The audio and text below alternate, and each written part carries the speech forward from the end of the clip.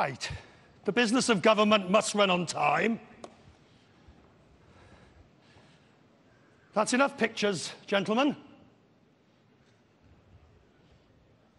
I'm sure His Highness will be the first person to agree with me that we must keep to schedule. Excellent. Your Highness, Prime Minister, ladies and gentlemen, it's my great pleasure to introduce... Look, we spend a lot of time talking about government and about reform and about what needs to be done, and we've got many examples here of reform taking place. Now, somebody who is going to really give it to us about the need for deep-seated reform. The next guest believes that we need to repair the roof while the sun is shining. The only question is whether we've left it too late and the storm clouds are now gathering. Please welcome the Managing Director of the IMF, Her Excellency Christine Lagarde.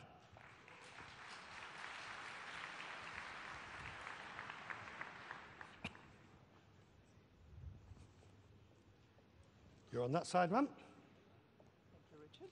Good to see you. Right. So, have we left it too late? Is it all over? Is it too late? I mean, should the work have been done already? And as we saw with the stock market last week, now the storm clouds are well and truly gathering. No, it's not too late.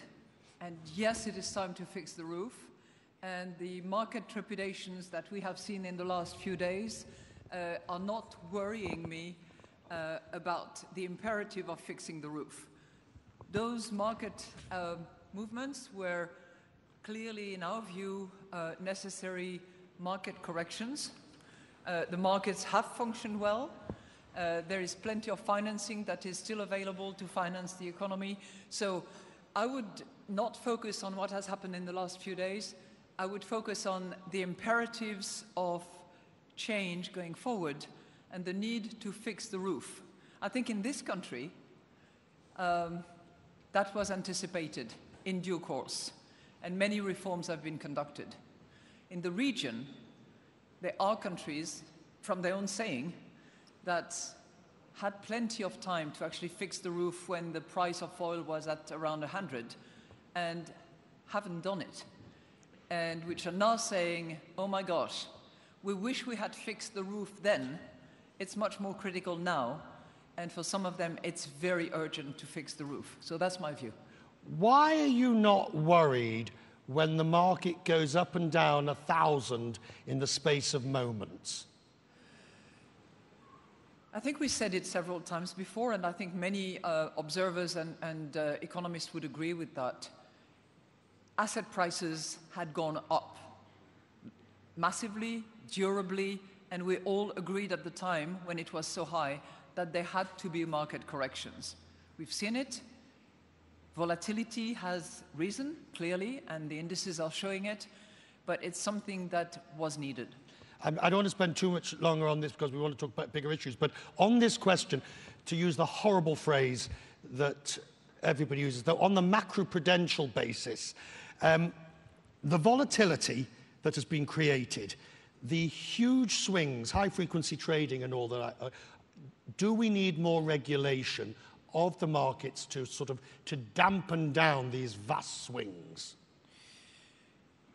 I believe that we have focused exclusively for a period of time since the crisis on improved regulations, on an entity-based and on national base, which was generally the ratification of the Basel III agreements applicable to banks, or the ratifications of the regulatory environment applicable to insurance companies. I think we need to move from those levels, which have taken us in a safer place, to regulation of activities, not entities, because it's not going to be about the banks, it's not going to be about the insurance, and we need to anticipate where the next crisis will come from. Will it be the shadow banking, the good shadow banking, the not so good shadow banking? Will it be cryptocurrencies rising to the sky? So I think the focus on activities needs to move and shift to regulation on the entities and on a cross-national basis. And that's where Much harder. Much harder, but needed, because not doing that, not Right. fixing that roof, which is a universal roof, because money knows no boundaries. Money moves around. And that regulatory environment needs to be agreed internationally. The implementation and the, fixing the pipes and all of that will have to be done at the national level, but it's international. Let's talk about the real issues that are affecting. You were talking earlier to me about the sheer number of people in this part of the world. And I also, we can add on, of course, countries like India, where there are some challenges by sheer size. What were the numbers? Everyone in this room has heard about AI, DLT, IoT, and this is really important, of course. But we need to keep in mind the people. And the people in this region are young in the main. 60% of them are under 25. A third of them in the region are either unemployed, without training, not going to school. 60% of the people in this region believe that you get to where you want to get because of whom you know, not what you know. And 40% of the young people in this region believe that societies are not going to offer them jobs. And I think we need to focus our mind on that, because it's not just today's problem, it's going to be tomorrow's problem as well, with 5 million new young people coming to the market every year for the next 5 years.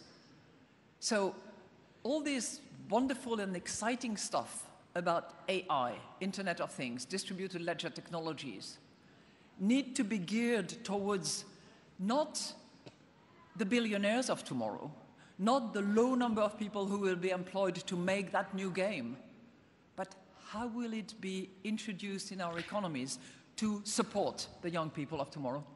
But it's a very hard challenge. Right, but I feel I've heard this before in a different way, whether it be .com in the 90s, this needs to be for those without. Whether it's internet, just the basic internet, this needs to be for the generation without. Now we're talking IoT, AI, for the generation without. But the generation without never seems to get with. And the generation without seems to get bigger. And more dangerous. And more dangerous, because the options are not many. The options can be, if there is no hope, believing anybody who is going to give you fake hope. And that's a real problem. So many more of them, much more connected, understanding lots of the challenges and the lack of expectations coming up. And that requires that we focus on either resolving the crisis when it comes or preventing the crisis before it happens. And I would be on the side of before rather than when it does. Managing Director, fixing the roof. Managing Director, you have got no realistic hope of preventing the crisis before. All governments ever know how to do is deal with the crisis once it's there. Maybe I'm cynical, but I've lived through too many government crises to know that you can warn to your heart's content. You're right, except that the memories of the financial crisis of 2008, 2009 are still alive. They're not far away. The pressure of the people who are coming to the market, the expectations that they have, should create that degree of urgency. If you wait until the crisis is here, it's far more difficult to resolve. If you anticipate, and that, you're right, it's very hard because you need the courage to explain what you're doing. And whether you're raising VAT because you're shifting to a new business model because the price of oil has changed, because the need for public services is there, or whether you are doing a structural reforms of another kind, you need that same courage. But it is being done. Look at what has been done in the Emirates. VAT is now in place as of January the 1st. Nobody likes it. Nobody, right? But if you ask people, do you like security? Do you like nice roads? Do you like good hospitals? Do you like public education? People will say yes. And that needs to be financed. That needs to be transitioned through another model when the sources of revenue has changed. Do you see part of your job now, as this transition from crisis to roof repair or whatever, do you see part of your job to now sound the clarion call of warning about this danger? Because I'll say it, you don't have to say it, you're talking about two options for people without jobs. They either fall deep into poverty, or there's an option of radicalisation, which of course has its own attendant horrors that we know too well. Yeah. Do you see it's part of your job to warn? Yes, of course. Yes, of course, because the mandate of the IMF is to participate in better stability, better prosperity, and you know, clearly the challenges are here. And the growth that we have around the world at the moment, you know, 3.9%, 3.9% next year, is a good background against which to try to fix the roof. And this is not just about this region. I did mention numbers for this region because we care and we are here and we work for the region. But it's a challenge for everybody, and it's a moment when you can't just sit back and say, okay, 3.9%, that's good, and in this region 3.5% in the main, that's fine. No, no. Things have to be done, and roof has to be fixed, and the model has to change. And if that was not enough, the way in which digitalization, the way in which new technologies are pushing us as well should be an encouragement rather than a threat. Is anybody listening? Because I look at, you know, Angel Gurrier this morning talked about the length of time it took Germany to get a government, the Netherlands to get a government, to look at how long it's taken. I mean, the Brexit negotiations are well and truly on the ropes. But you know what? Sometimes a country and an economy can actually work without a government for a while. It's been okay sometimes. We have seen it in the case of the Netherlands. We've seen it in the case of Belgium. Belgium actually went to war without a government once. So I'm not suggesting that we should do away with governments, but sometimes building a coalition, having a solid agreement which settles each and every corner of the governance going forward is a good idea. And sometimes it's better to wait, negotiate, settle, go forward, rather than haste and fall on your face because you don't have all the coalition members with you. Are you worried about the current situation? Because I've interviewed you a good few times through the crisis, out the other side of the crisis, into growth, but I'm hearing in your voice not shrill alarm, but a sort of a deeper, this is an opportunity. If we do not, then we really will be in deep trouble. Yeah, I think you're right. I'm reasonably optimistic because of the landscape that we have at the moment. But I'm ringing not the alarm signal, but the strong encouragement and warning signal that things must be done and we cannot just sit back and wait for growth to continue as normal. Hashtag me too. You too. Well. You too? Me too, you too. You and me. Oh, that's a new one. Hashtag you and me. Go on, I dare everybody now to hashtag you and me. But you know what? I'm saying that because we're just joking and we're old friends. Yeah. But I think it's a critical message, actually, that it's not just about women, number one, because men have been subject occasionally, and any occasion is one too many, to harassment as well. And second, what I'm concerned about is that we move from this emotion and anger, which was necessary and which had to come out. We move from that to action. And for that, we need to be you and me, men and women together, in order to address the situation, prevent it, and when it happens, resolve it. This has now moved into the next stage again of this issue, hasn't it? Because, all right, I'm going to be slightly controversial here. Yeah. If you get a group of men together, I guarantee you, Managing Director, it will not be long. They don't talk about it. Sorry? No, well, if they do talk about it, it will be in hushed tones, and it will be many of these allegations are just thrown and, you know, the allegation is thrown and they're now, the burden of proof has shifted. The allegation's made, now you've got to defend. It's almost as you're guilty by allegation. Now, I'm not suggesting for a moment that the allegations aren't true or whatever, but can you see how that pendulum, as far as men are concerned, or not? Yeah. The president talked about it. Well, whoever talks about it, I'm sure that there are some occasional wrong allegations here and there, because you cannot expect any system to be perfect. But in the main, there were lots of true allegations that didn't come up, that didn't come through, that were not picked up by societies as they operated. So that's, we need to pay attention to the 80%, which are the true allegations, and again, for which I think we need to move into action. And but what does that mean? What does that mean in reality, action? Oh, I'll tell you. Please. I'll tell you what we are doing at the IMF, because I'm fine giving general principles, but I think unless you prove what you say, you haven't advanced the debate. What we have at the IMF is a system where we have mediator, ethic advisor, diversity officers. They stand outside the normal hierarchy and they report directly to me. In addition to that, and that's a recent system that we've put in place peer for respectful workplace.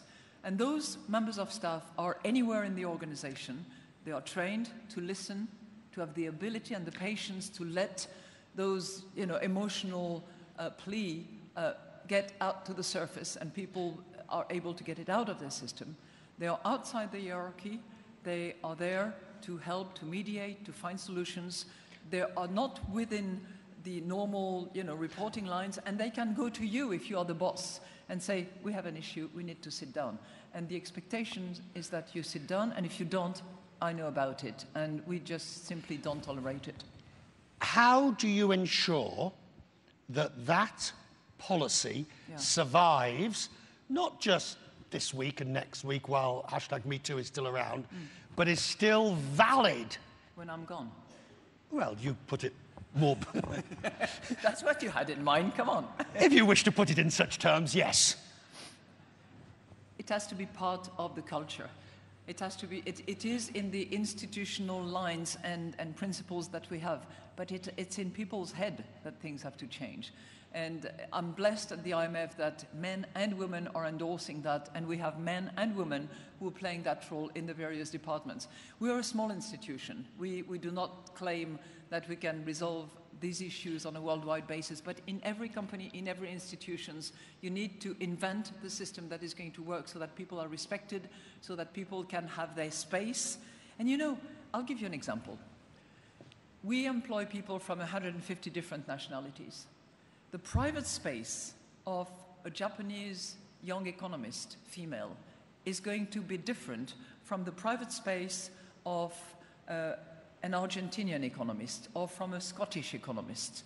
It's a different culture, it's a different environment, and we need to be attentive to that, and we need to respect that, because it's part of everybody's culture and it enriches the whole.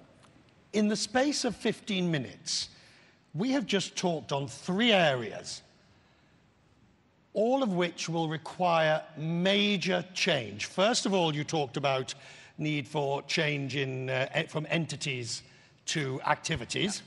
Then you talk about change of structural reform. Now you talk about change, big cultural change on Me Too. What keeps you going?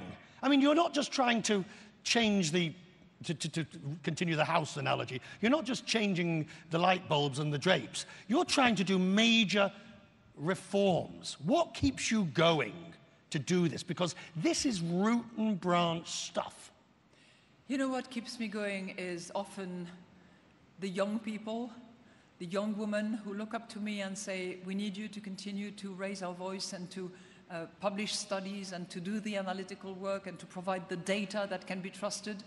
What keeps me going is my children who are innovative, inventive, and who are still in the process of finding their space in the world. But it's generally, what we can live for them, what we can help them with, how we can help them accomplish what, they were blessed with and can accomplish in their life. So that keeps me going. But it's the temptation to go for the low-hanging fruit. No. I mean, it's like His Highness has done here. Going for the big stuff, the major reform that's going to change a society for the next generation and beyond. That's the difficult part. But you know what? The major reforms that will change society for the future are all composed of multiple small things that all need to move as well. You don't resolve the huge problem with a huge Big Bang reform. You reform it by dissecting it into small pieces and then addressing each and every segment of the problem. And that takes time and courage. And I think that there are places in the world, and the Emirates is certainly one. If I look at the numbers of women in higher education, women in STEM, if I look at the progress of digitalization, when I look at the incubators, when I look at the focus on innovation, this is not one big thing. It's multiple channels of changes that are taking place and that are being advocated. And I'm not suggesting that everything is perfect, no. But I think that problems are resolved bit by bit and by sort of segmenting them. Ladies and gentlemen, time and courage, and I think that we can all do one thing. I shall hashtag you and me. Okay, I'll join. Ladies and gentlemen, the Managing Director of the IMF. Good to see you.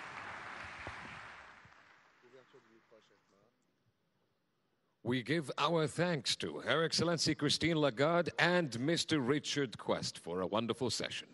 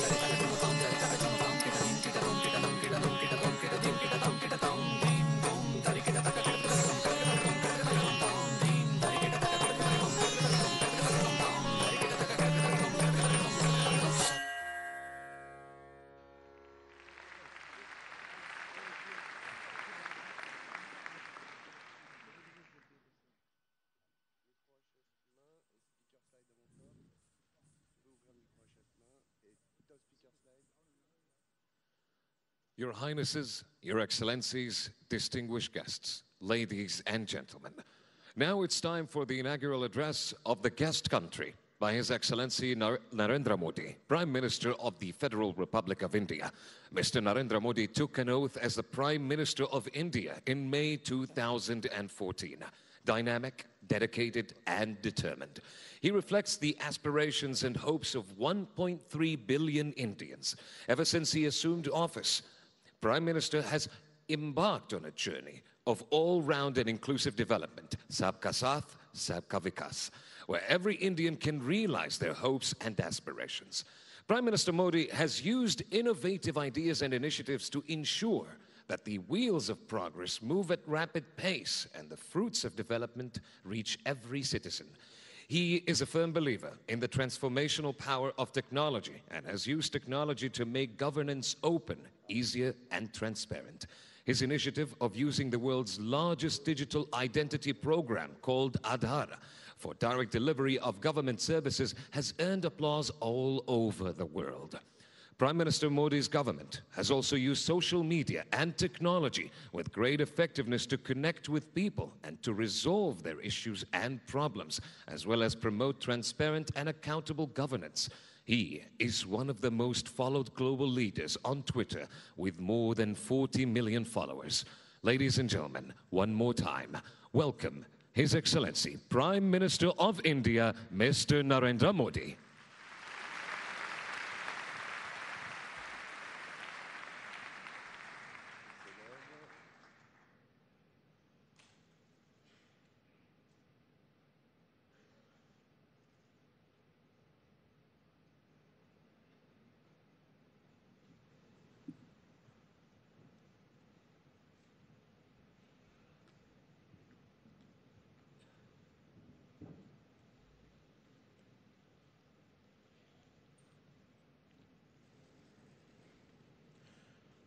संयुक्त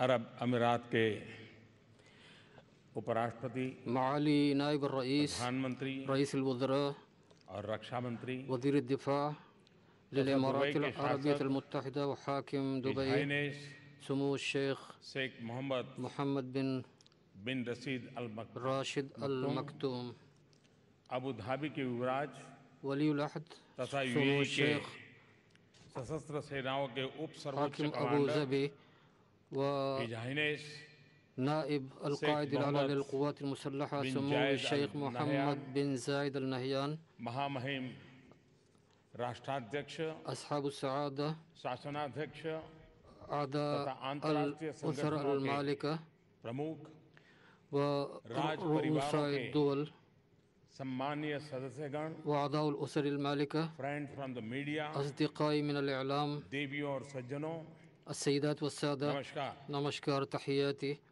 good day आपने बहुत गर्मजोशी से मेरा स्वागत किया رحبتموني أحر ترحيب world government summit के इस छठे وفي संस्करण هذه में الدورة मुझे الثالثة मुख्य अतिथि का للقمة العالمية للحكومات تلقيت شرف الدعوة كضيف رئيس والهند كبلدي भारत के 125 كضيف شريف गर्व और बहुत ही प्रसन्नता وإن هذا الأمر باعث للفخر والسعادة ليس بالنسبة لي فقط आपका हृदय से धन्यवाद وإنما للمواطنين प्रधानमंत्री के रूप में الهنود البالغ عددهم 1.25 مليون مواطن هندي وأنا أشكركم على ذلك.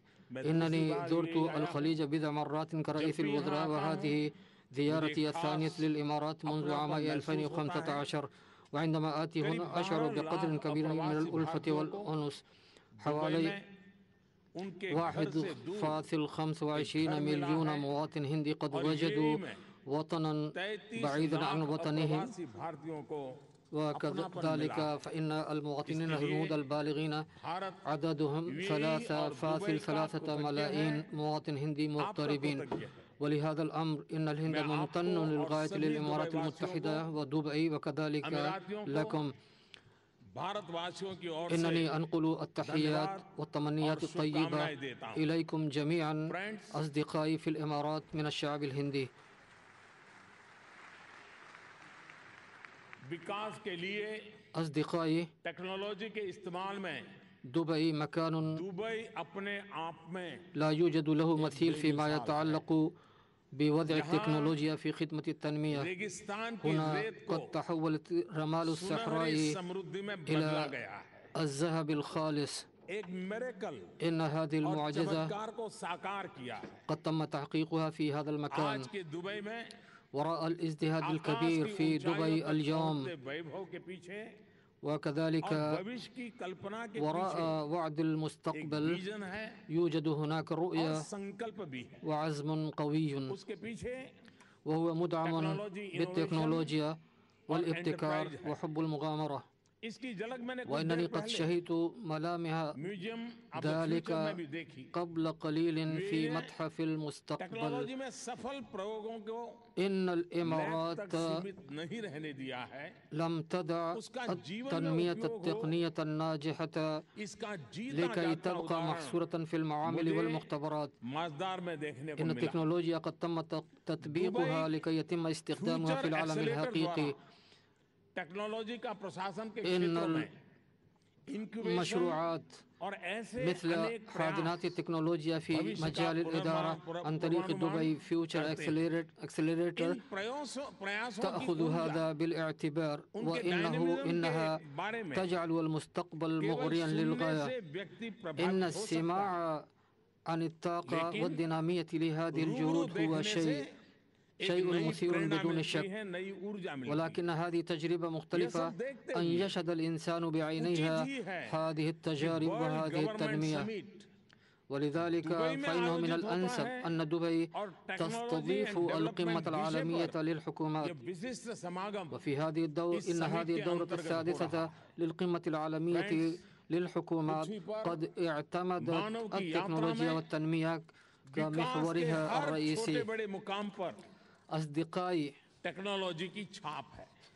إن رحلة 200 الإنسان साल حافلة पहले بالإنجازات والتنمية. विश्व की लगभग وإن 1 كل बिलियन معلم आबादी صغير का وكبير اجتازها الإنسان 94% يحمل हिस्सा بصمات التكنولوجيا. गरीबी حوالي में रहता है। 200 سنة إن التعداد आज हालांकि السكاني للعالم كان विश्व بليون की जनसंख्या مليار نسمة 7 و94% كانت تعيش यानी 7 أوضاع गुने से الفقر. भी ولكن ज्यादा है। اليوم لو أن लेकिन इस التعداد आबादी السكاني का هذا قد ازداد 7 करीब مرات 9.9% ولكن ही 9% فقط يعيش تحت 200 خط साल الفقر. पहले قبل 200 हमारी سنة औसत उम्र إن معدل العمر 30 साल से المتوقع भी कम थी। للإنسان كان أقل من 30 अब سنة. यह ولكن 70 هو الآن वर्ष قد أصبح यानी 70 2 سنة गुना से भी أي ما ज्यादा है। يزيد पिछले मात्र 25 वर्षों में ب2.3 مرة. माताओं في की الأعوام मृत्यु दर 25 यानी الماضية في maternal الهند mortality كان معدل الهلاك بين الأمهات في الهند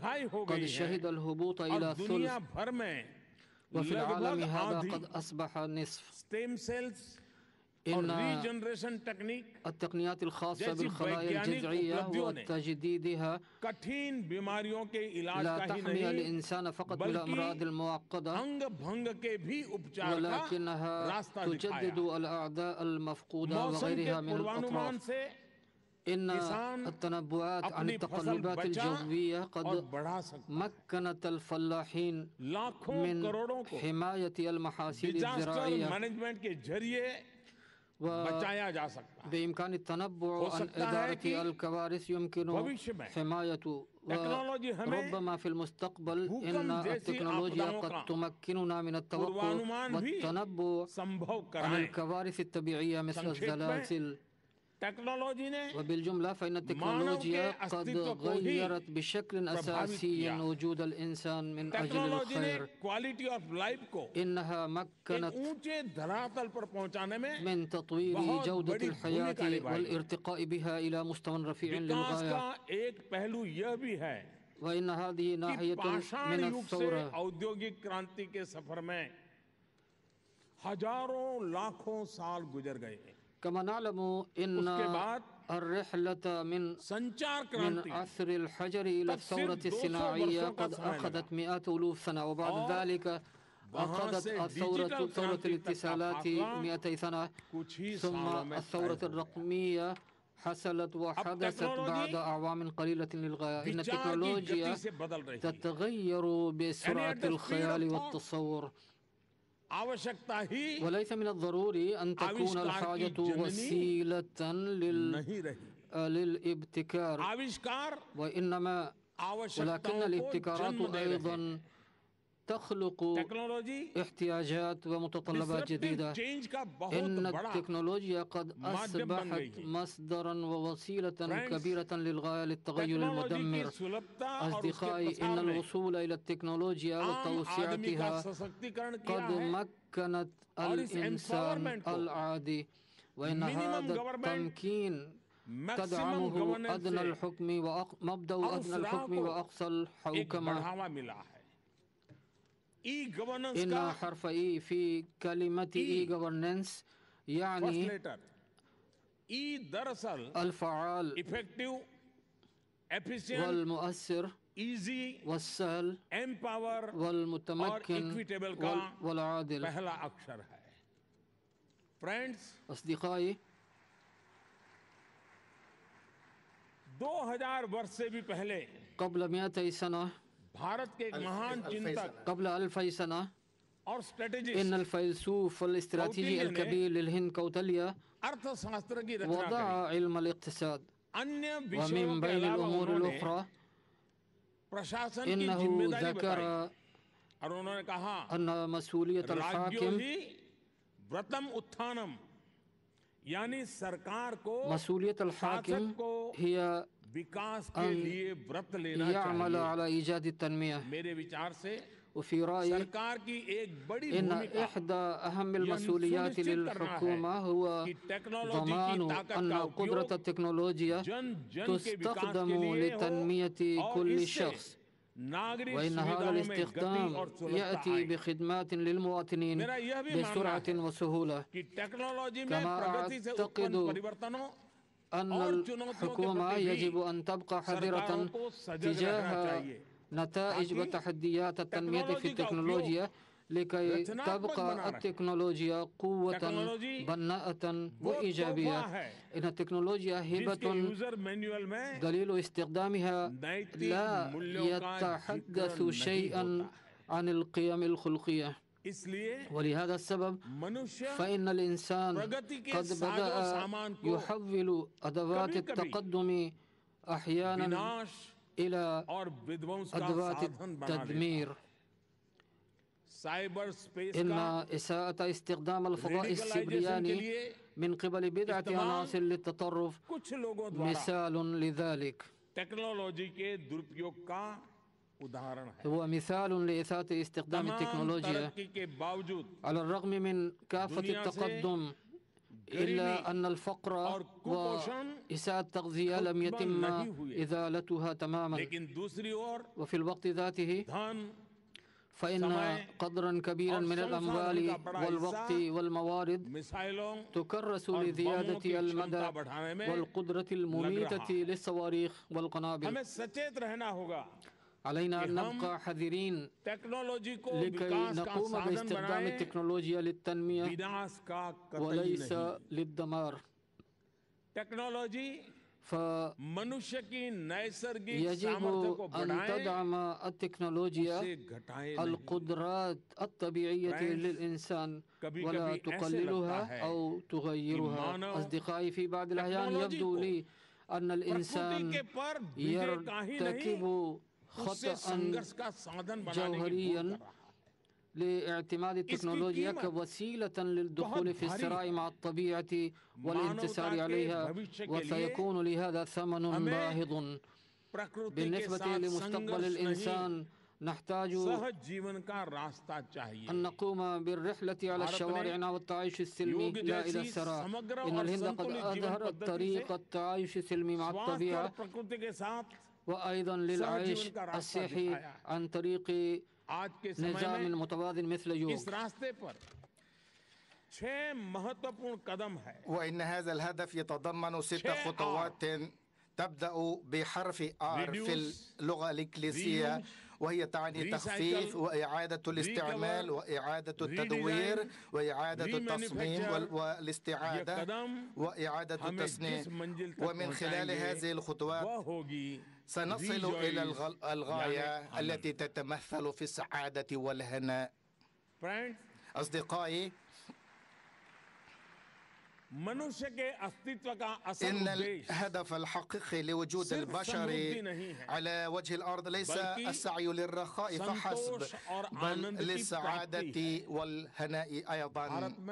ويفيد مثال هندي قديم أن القناعة هي أسمى أنواع الأشكال للثروة البشرية، وإن نهجا شموليا ومتوازنا إلى جانب القناعة إنما هو جزء لا يتجزأ عن تحقيق السعادة. صاحب السمو بإنشاء وزارة الإسعاد ووزارة المستقبل إنكم أدركتم أهمية هذه الفكرة البشرية.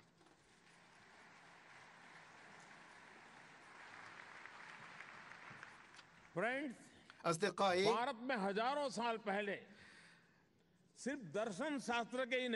في الهند قبل ألوف من السنوات هناك كتبت صفحات وأبواب للعلوم والتكنولوجيا، سواء كانت هو الصفر أو الهندسة أو النظام العشري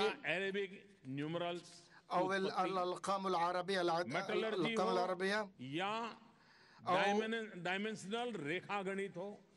أو الهندسة أو بناء السفن. كل هذه الإنجازات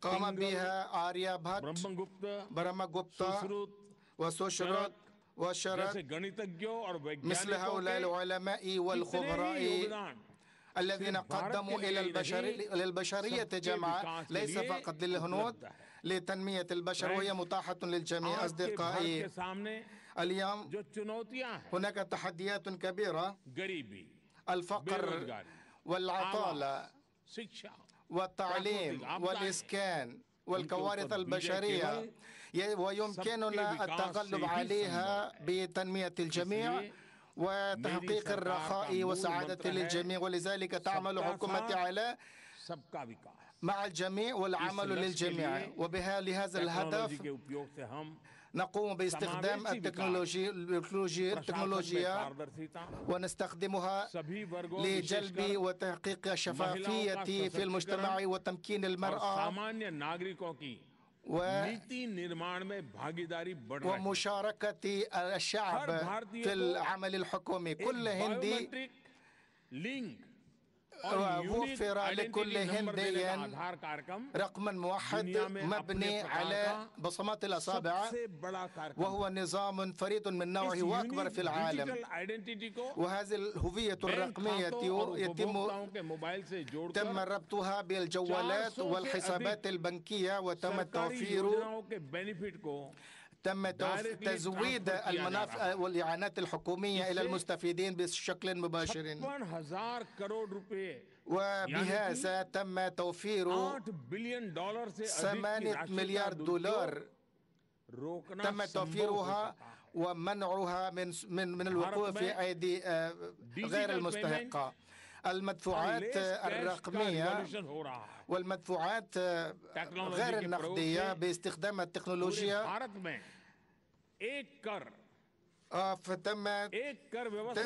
تم تطبيق نظام موحد تسمى GST، أي ضريبة الخدمات والبضاعة، وGEM. وبهذه الخطوات تم الوصول إلى يمكن لرجل أعمال بسيط وتاجر أن يبيع بضائعها إلى الحكومة. لقد بدأناها قبل شهور، وحتى الآن 4,500 crore रुपए के ट्रांजैक्शन تم تداولات تزيد قيمته على 600 مليون روبي دولار. نحن نقوم بإيجاد نظام للتكنولوجيا في غضون سنتين ماضيتين. أصبحت الهند بلدا رئيسيا في مجال البدع بالمشاريع التجارية، وكذلك هناك مشاركة متزايدة من قبل الشباب في مشاريع هاكاثون. 65% من سكان الهند هم دون 35 من العمر. نحن نقوم بتعزيز والدعم والتشجيع الابتكار لبناء الحلم الجديدة. وبحلول 2022 سوف نقوم بزيادة دخل المزارعين بضعفين. وأنا أعطي لكم مثالين لاستخدام التكنولوجيا، إحداها بطاقات الصحة الترابية، وبهذا يمكن المزارعين الاطلاع على معلومات التربة، وأيضا بوابة المزارعين التي تم من خلالها تداولات بقيمة 36,000 كرور روبية، ويتم تدريب المشاركين والتطعيم، ويتم توفير هذه البيانات إلى القرى والأرياف وفي الوقت المباشر. لقد بدأنا بهذا،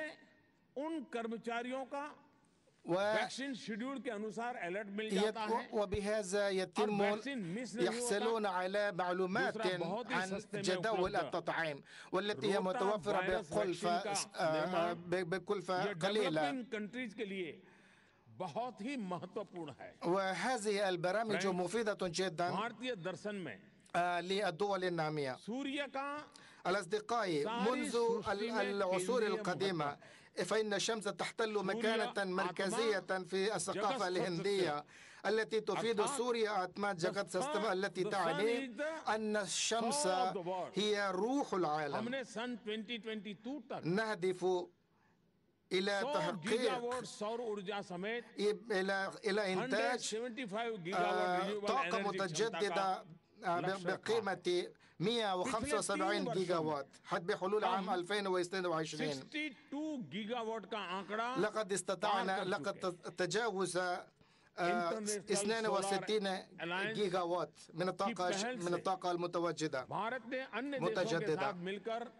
وإن مبادرة الهند بتشكيل التحالف الشمسي الدولي إنما عبارة عن ربط الدول حتى يمكن الاستفادة للدول التي هي لا تتمتع بالمصادر التكنولوجية والمالية الوافرة.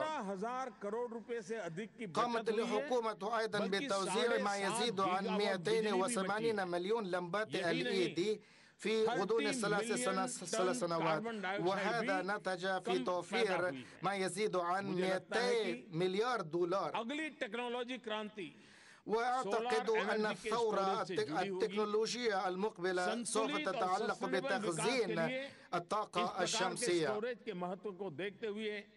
ونظرا إلى أهمية التنمية المستدامة والمتوازنة يجب على كافة أصحاب المصلحة العمل معا. أصدقائي، في الشهر الماضي فإن برنامج القمر الصناعي الهندي تجاوز رقم 100، وإن إنجازات الهند في مجال الفضاء يتم بتكلفة أقل مقارنة ببقية الدول. وإن بعثة الهند مهمة الهند الوصول إلى المريخ قد تمت بتكلفة أقل من إنتاج فيلم هوليوود. إذا أخذتم تاكسي تتجولون في المدينة في كل كيلومتر فإن أجرة السفر بالتاكسي تكون أكثر من 10 روبية، ولكن كلفة الوصول إلى المارس كانت 7 روبية في كيلومتر فقط.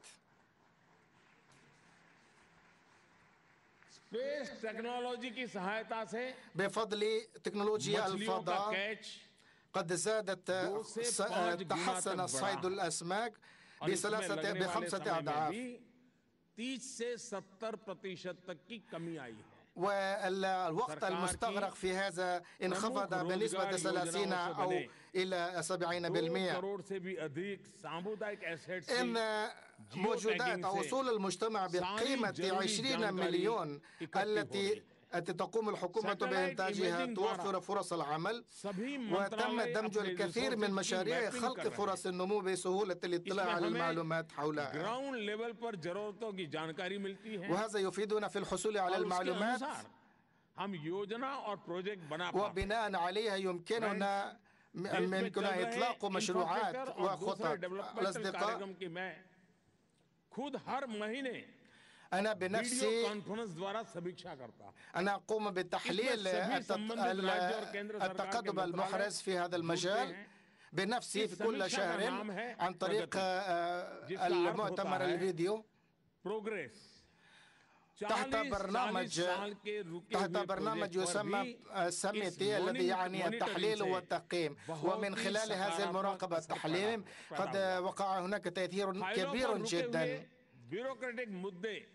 فالكثير من القضايا العالقة قد تم اتخاذ قرار بشأنها من قبل الموظفين والبيروقراطيين. أيها الأصدقاء، لقد فاتت الهند الثورة الصناعية، ولكننا في الهند قد عزمنا على تحقيق الريادة ليس فقط في تكنولوجيات متقدمة ومتطورة، وإلى جانب التصنيع وتكنولوجيا المعلومات نحن نركز انتباها كبيرا على مجالات تحليل البيانات والفيزياء السيبرانية والنانو تكنولوجيا والذكاء الاصطناعي والأمن السيبراني وتخزين الطاقة والطاقة المتجددة، الطاقة المتجددة وعلم الجينوم للجيل القادم وتكنولوجيا الحوسبة. أيضا نركز على هذه المجالات.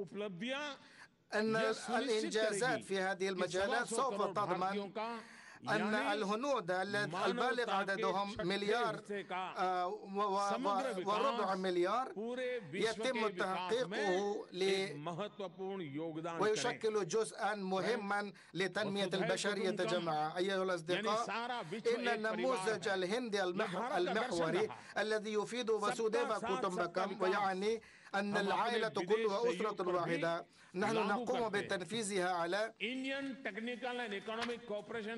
كافة المجالات، وبفضل ذلك نحن بفضل الجهود المشتركة والنمو الشامل نحن نقدم هذا التعاون إلى الجميع، سواء هذا يتعلق ببناء القدرات فيما يزيد عن 160 بلدا من خلال التعاون الاقتصادي والفني،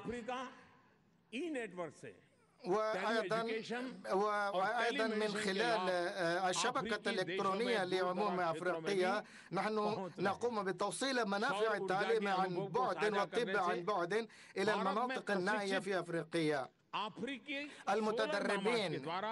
المتدربين الأفريقيين الذين يقومون بتوصيل الضوء إلى المنازل الأفريقية. ولقد تم إطلاق القمر الصناعي الجنوب الآسيوي في السنة الماضية، وهذا يمكننا دول الجوار من الاستفادة من القدرات الهندية في تكنولوجيا الفضاء. أيها الأصدقاء، نحن نعيش في عالم مترابط جدا، وهذا يمكننا من حل المشكلات نواجهها معا. وأنا متأكد أن البشرية سوف تتكاتف للتغلب على هذه التحديات التي تواجه العالم وسوف تواجه في المستقبل، وإن التكنولوجيا سوف تستمر في لعب القيام بدورها الرئيسي في خطوتنا وجهدنا هذه. وأنا أيضا متأكد أنه بالنسبة للقرن 21 سيكون هذا قرن آسيا، وسيكون من المهم جدا مشاركة الخبرات من خلال الاستفادة من المنتديات مثل منتدى القمة العالمية للحكومات. ويمكننا استخدام هذه وتحقيق الإمكانات باستخدام هذه المجالات الثلاثة. أولها صورة تعليمية من خلال التعليم عن بعد عبر الإنترنت الذي سوف يمكن من تزويد توفير التعليم للأطفال في المناطق النائية. وثانيا سيمكن أفقر الأطفال في الحصول على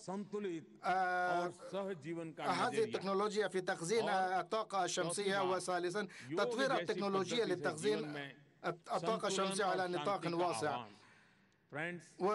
وبعد ذلك نهج شمولي ومتوازن للتعايش مع الطبقة. أيها الأصدقاء، أنا أدعوكم جميعا للعمل سويا لربط العلوم مع التكنولوجيا والتنمية بشكل أوفق وأقوى بمستقبل البشرية الذهبي، لنعمل معا للقضاء على الحرمان والاستغلال السائد منذ قرون عديدة. أيها الأصدقاء، لنسعى معا لتحقيق مثال وهو سائد منذ آلاف السنين، وهو لندخل الضوء من الظلام. وأنا متفائل أن هذه الدورة للقمة ستتمخض عن مداولات مثيرة ومثمرة وحاسمة بشأن كيف يمكن التكنولوجيا والابتكار صناعة مستقبل الحوكمة والتنمير. مرة أخرى أشكركم لإتاحة هذه الفرصة ليتحدث إلى هذا الحضور المميز ومشاركة آرائي وأفكاري معكم. شكرا جزيلا ونمسكار.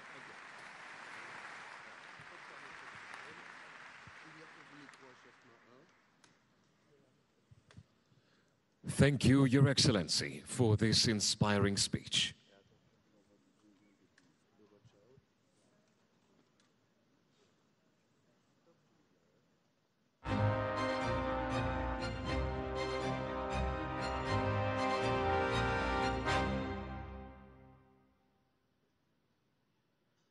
Petite musique.